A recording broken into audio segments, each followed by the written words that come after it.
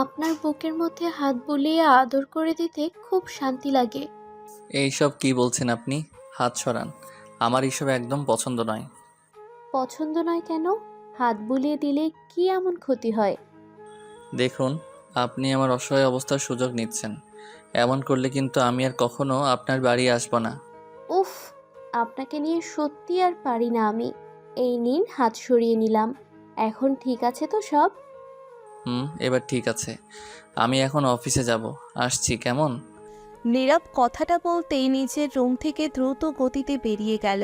নিধি নীরবের চলে যাওয়ার দিকে একদৃষ্টিতে তাকিয়ে আছে। নীরব নিধির বাড়ির ভাড়াটিয়া। চাকরির সুবিধার্থে নীরব নিধির বাড়িটা ভাড়ায় নিয়েছে। নীরব একটা প্রাইভেট অফিসে চাকরি করে, আর আজ নীরবের এই নতুন অফিসে চাকরির প্রথম দিন। নিধি নীরবকে ভালোবাসে, তবে নীরব নিধিকে সব সময় এড়িয়ে চলে। নীরব চায় না নিধির সাথে তার কোনো ধরনের সম্পর্ক গড়ে উঠুক, তবে নিধিও নাছোড় বান্দা, জোর করেই নিজের ভালোবাসাকে আদর করবে সে। নীরব বাড়ি থেকে বেরিয়ে সোজা অফিসে চলে আসে। অফিসে এসে নিজের ডেস্কে বসলো নীরব। ডেস্কে বসে কম্পিউটার অন করতেই পিয়ন এসে নীরবকে বলল বস ডাকছে। নীরব নিজের ডেস্ক থেকে বেরিয়ে বসের চেম্বারের সামনে এসে বসকে উদ্দেশ্য করে বলল, আসবো স্যার? Yes, come in. নীরব মেয়েলি কণ্ঠস্বরটা শুনে ভীষণ চমকে যায়। প্রথমে তো নীরব ভেবেছে বস কোনো পুরুষ হবে, তবে এখন তো মেয়েলি কণ্ঠ আসলো। নীরব কেবিনের মধ্যে প্রবেশ করতেই যেন আকাশ থেকে মাটিতে পড়ল। নীরব বসের দিকে তাকাতেই নিজের চোখ জোড়া ছানা বড়া হয়ে যায়, কারণ এই অফিসের বস আর কেউ নয়, বরং নীরবের এক্স গার্লফ্রেন্ড। নীরবের ভয়ে গলা শুকিয়ে গেছে। কি থেকে কি হয়ে গেল কিছুই বুঝতে পারল না নীরব। নীরবকে ঠাই থ হয়ে দাঁড়িয়ে থাকতে দেখে রোজা নীরবকে উদ্দেশ্য করে কর্কশ কণ্ঠে বলতে লাগলো, আপনাকে ডাকা হয়েছে আমার সামনে এসে বসে কাজের কথা বলার জন্য। ওখানে খাম্বার মতো দাঁড়িয়ে থাকতে বলেনি কেউ। সরি ম্যাম, আসলে আমি একটু... শকড হয়ে গিয়েছেন, রাইট? এটা আমার বাবার অফিস, আর আমি এখন এখানকার এমডি, অর্থাৎ আপনার বস। আমার আন্ডারেই আপনাকে চাকরি করতে হবে। জি ম্যাম। নীরব রোজার টেবিলের দিকে এগিয়ে গেল। নিজের ভাগ্যকে আপন মনে দোষারোপ করতে নীরব। আর কোনো অফিস তার কপালে জুটল না। শেষে কিনা তার এক্স গার্লফ্রেন্ডের অফিসেই তার কাজ করতে হবে। নীরব রোজার টেবিলের সামনে আসতেই আচমকা রোজা একটা ফাইল নীরবের দিকে ছুঁড়ে মারল। নীরব কিছু বুঝে ওঠার আগেই ফাইলটা এসে নীরবের কপালে আঘাত করল। ফাইলটা এসে নীরবের কপালে লাগতেই নীরবের কপাল থেকে রক্ত বেরিয়ে এলো। নীরব নিজের কপালে হাত দিয়ে কৌতূহলপূর্ণ দৃষ্টি নিয়ে রোজার দিকে তাকাতেই রোজা নীরবকে উদ্দেশ্য করে বলতে লাগলো, আপনার কপালটা আসলেই ফাটা। তা না হলে আমার অফিসে আসতে হলো আপনাকে। এই ফাইলটা আরো দুবার চেক করে সাবমিট করবেন। নাও গেট আউট। ইয়েস ম্যাম, দেখছি। নীরব ফ্লোর থেকে ফাইলটা ওঠাতে নিতেই রোজা আপন মনে বলতে লাগলো, ছোট লোক কোথাকার, নিজের জায়গাটা আজ বুঝিয়ে দিয়েছি, যত সব। রোজার কথাটা শুনে নীরব কষ্ট পেলেও সেটা প্রকাশ করল না। নীরব আর রোজার রিলেশন ছিল প্রায় 5 বছর। 5টি বছরের রিলেশনের মধ্যে রোজার সাথে ভালো খারাপ দুটো সময় পার করেছে নীরব। সব কিছু ভালোই চলছিল। একদিন হঠাৎ করে রোজা এসে নীরবকে বলল ব্রেকআপ চাই। নীরব বুঝে উঠতে পারল না হঠাৎ করে এমন সিদ্ধান্ত কেন।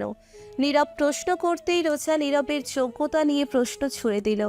সত্যি তো, এই সমাজে কাউকে ভালোবাসার আগে নিজের যোগ্যতার কথা মাথায় রাখতে হয়, অন্যথায় সেই ভালোবাসা একদিন ভালো না থাকার কারণ হয়ে দাঁড়ায়, যেমনটা নীরবের সাথে হয়েছে। নীরব বসের কেবিন থেকে বেরিয়ে নিজের ডেস্কে এসে বসল। কপাল থেকে রক্ত চুইয়ে পড়ছে, সেই দিকে নীরবের কোনো ভ্রুক্ষেপ নেই। হৃদয়ের আঘাতের থেকে কপালের আঘাতটা অতি সামান্য। নীরবের কপাল থেকে রক্ত পড়তে দেখে তার পাশের ডেস্কে বসা রাহাত বলে উঠল, আরে নীরব সাহেব, আপনার কপাল থেকে রক্ত পড়ছে, আপনি এখানে চুপ করে বসে আছেন কেন? চলুন ব্যান্ডেজ করে আসুন। না ভাই, দরকার নেই। এটা সামান্য আঘাত, আর ছোট লোকদের এমন আঘাত তো রোজকার সঙ্গী। আমার কোনো সমস্যা হবে না, আপনি কাজ করুন। কিন্তু আপনি তো... প্লিজ, আমায় একটু একা থাকতে দিন প্লিজ। নীরবের কথা মতো রাহাতও চুপ হয়ে যায়। নীরব রুমাল দিয়ে রক্তটা মুছিয়ে নিয়ে কাজ করতে লাগলো। সন্ধ্যার দিকে অফিস শেষ করে নীরব বাড়ি ফিরতেই হঠাৎ করে কোথা থেকে যেন নিধি চলে আসে নীরবের সামনে। নিধি নীরবের সামনে আসতেই নীরবের কপালের আঘাতটার দিকে তার নজর পড়ে। নিধি নীরবের আঘাত দেখে ভীষণ বিচলিত হয়ে নীরবকে প্রশ্ন করে বসল। এ কি, আপনার কপালে এই আঘাতটা কেমন করে লাগলো? কি হয়েছে? সত্যি করে বলুন, আপনি ঠিক আছেন তো? আমি ঠিক আছি, এটা সামান্য আঘাত, একটু পরেই সেরে যাবে। না, এটা সামান্য আঘাত নয়। আপনি দেখেছেন রক্ত বেরিয়ে কেমন শুকিয়ে আছে? আমার সত্যি করে বলুন, আঘাতটা কেমন করে লাগলো? এমনভাবেই কি আমায় একের পর এক প্রশ্ন করে যাবেন, নাকি একটু ফ্রেশ হতেও দিবেন? আচ্ছা ঠিক আছে, বলবেন না তো? বলতে হবে না, আসছি আমি। নিধি রাগ দেখিয়ে নীরবের সামনে দিয়ে হন হন করে চলে যায়। নীরব নিধিকে থামানোর চেষ্টা করল না। নিধিকে নিজের মনের কথা বলা যাবে না। হাসি মুখটা সবার জন্যে, তবে কষ্টগুলো একান্ত ব্যক্তিগত। আপনি যদি নিজের বুকে থাকা কষ্টগুলো কারোর সাথে শেয়ার করেন, তো একটা সময় সেই মানুষটি আপনাকে এই কথাগুলো দিয়ে আঘাত করবে। তাই নীরব নিজের কথা কাউকে বলে না। ফ্রেশ হয়ে নীরব নিজের রুমে এসে বসল। মাথাটা ভীষণ ব্যথা করছে নীরবের, হয়তো আঘাতের জন্যে। নীরব মাথায় নিচে হাতজোড়া দিয়ে বিছানায় শুয়ে পড়ল। কিছু সময় এমনভাবে শুয়ে থাকার পর হঠাৎ করে নীরব অনুভব করল তার মাথার উপর কারোর কোমল স্পর্শ। নীরব চোখ মেলে তাকাতেই দেখতে পায় নিধি তার মাথায় হাত বুলিয়ে দিচ্ছে। নীরব নিধিকে দেখে বিছানা থেকে উঠে পড়ার চেষ্টা করতেই নিধি নীরবকে বিছানায় শুইয়ে দিল। নিধি নীরবের মাথায় ঔষধ দিয়ে দিচ্ছে আর নীরবকে উদ্দেশ্য করে বলছে, আচ্ছা নীরব, আমি যে সবসময় আপনার পাশে থাকি, আপনার পেছনে পড়ে থাকি, এটা কি আপনি পছন্দ করেন না? না, আসলে তেমন কোনো ব্যাপার না। তাহলে কি? একটা কথা কি জানেন নীরব, যখন প্রিয়জন অবহেলা করে তখন কষ্টটা সরাসরি গিয়ে বুকে আঘাত করে। এটা হয়তো আপনি বুঝতে পারবেন না, তবুও বলছি, কাউকে অবহেলা করিয়েন না প্লিজ। নিধির কথার বিপরীতে নীরব কি উত্তর দিবে ভেবে পাচ্ছে না।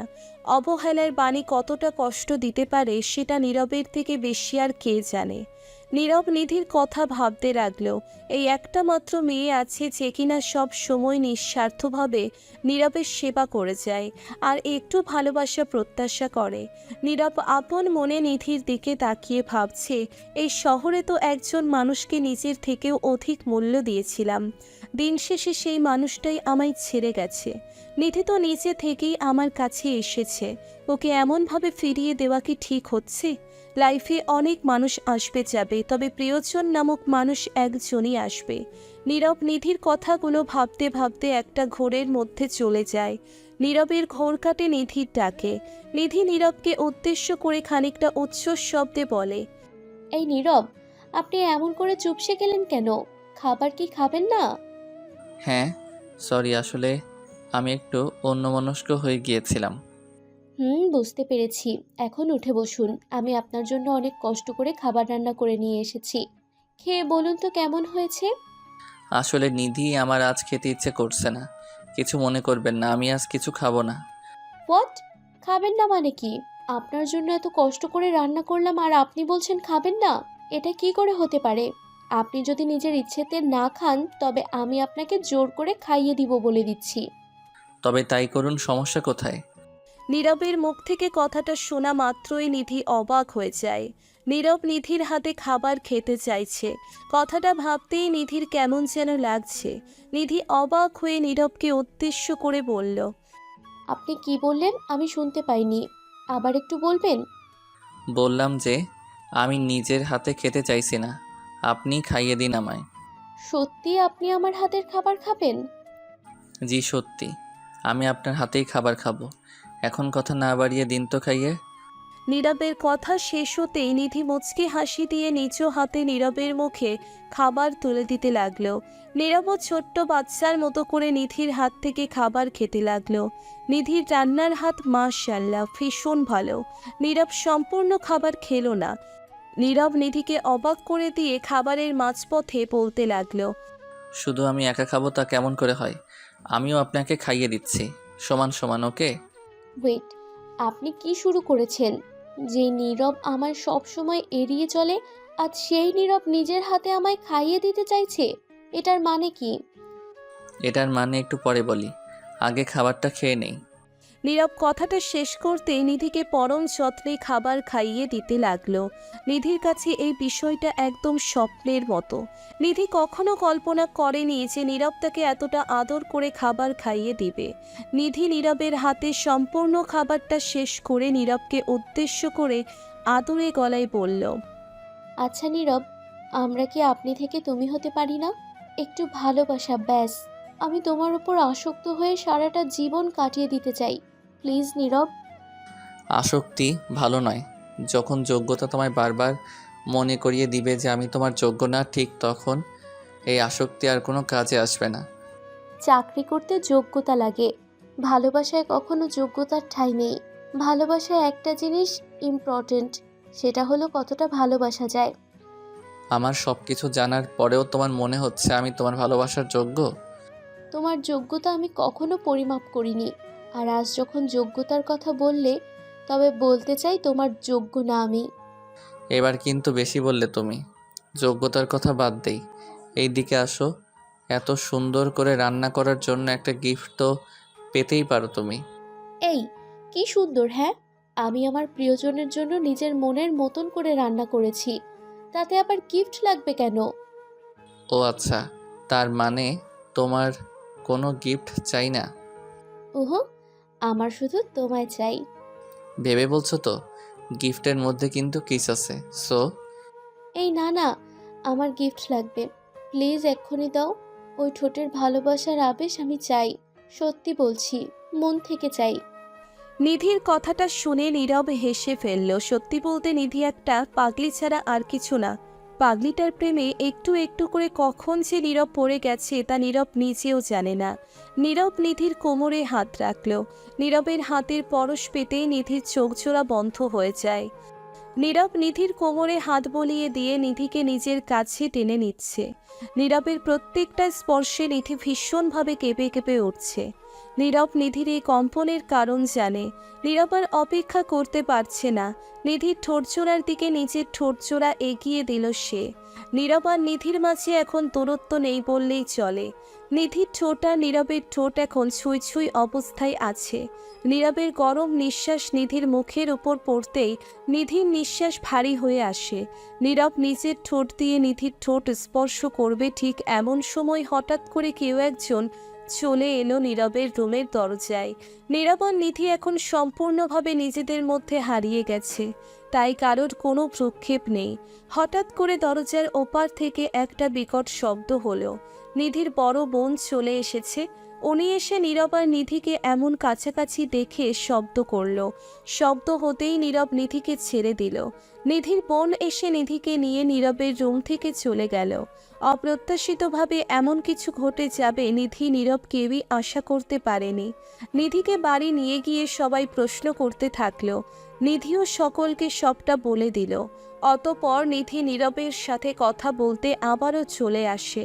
সকলের চোখের আড়াল দিয়ে নিধি নীরবের রুমে এসে নীরবকে উদ্দেশ্য করে বলতে লাগে, নীরব, আমি বাড়ির সকলকে আমাদের সম্পর্কের কথা বলে দিয়েছি, এখন কি হবে?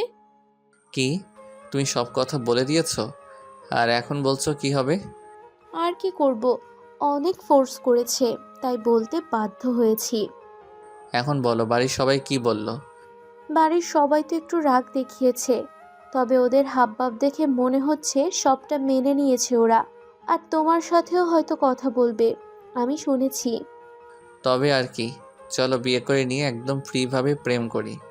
কিন্তু আমার না ভয় করছে ভীষণ, সবটা ঠিকমতো হবে তো? আরে পাগলি, আমার ভয়ের কি আছে? আমি তো তোমার পাশে আছি নাকি? সব ঠিক হয়ে যাবে। নীরব কথাটা শেষ করতেই নিধিকে জড়িয়ে নিল নিজের বাহুডোরে। ভালোবাসা এমনই হয়, সবসময় সাহস দিয়ে পাশে থাকে। আর যারা ভালোবাসায় যোগ্যতা খোঁজে তারা কখনোই ভালোবাসেনি। ভালো থাকুক ভালোবাসা।